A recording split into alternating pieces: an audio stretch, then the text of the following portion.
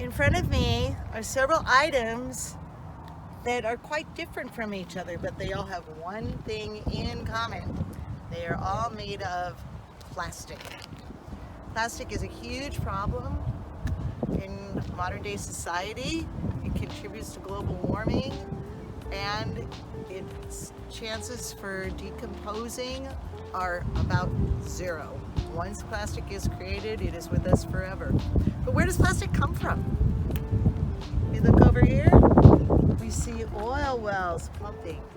Plastic is made from petroleum stock. 4% of petroleum taken out of the ground is used to make plastic bottles. Another 4% provides the energy to create that plastic.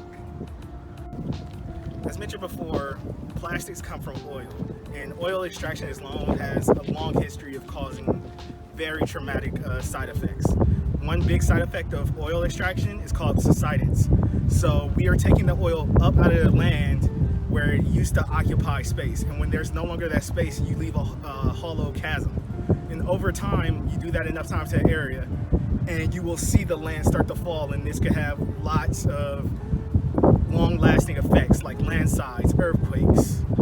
And over the years, we have started to tap whatever, like, as close to the surface as possible. So we have smaller pockets of oil getting trapped in rocks. In order to get that, people start to do fracking or hydraulic fracking. And what that is taking high pressure water, shooting it down into the ground to crack the rocks. Now this is tremendously detrimental because one, we are using our biggest natural resource, water, to go after another resource which is much limited and non-renewable. Not only that, the water we use for fracking cannot be ingested afterwards because it is too polluted. There are videos of people who live near fracking cutting on their tap water and having it ignite on fire. So it's a super detrimental effect. And some of the things we can all do to help mitigate this effect is simple, like grabbing this right here. This is a reusable water bottle. I take this everywhere I go, I can fill it up, and it cuts down on the use of plastic. So that is one of the biggest things we can do. Each year, 144 billion beverage containers end up in U.S. landfills, roads, streams, and parks. Laid end to end, those containers could encircle the Earth 720 times or reach to the moon and back 38 times. Each year, Americans buy more than 50 billion single-serve plastic beverage bottles. Most are made from PET. Only about 12% of them are recycled, so over 40 billion end up as litter or in landfills. About 4% of the world's oil production is used as feedstock for plastic, and another 4% provides the energy to transform it into plastic.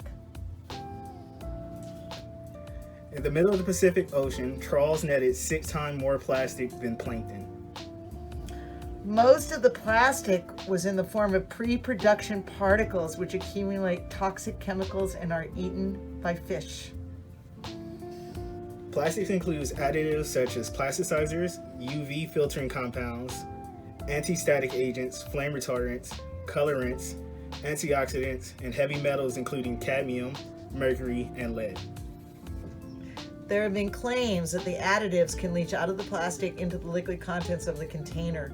One of the substances that might leach out is bisphenol A, which is known to cause chromosomal abnormalities and is an endocrine disruptor. The plastic industry refutes these claims. Bottled water may be no safer or healthier than trap water in many countries, but it sells for up to 1,000 times the price. It is pricier than gasoline and is the fastest growing drinks industry in the world.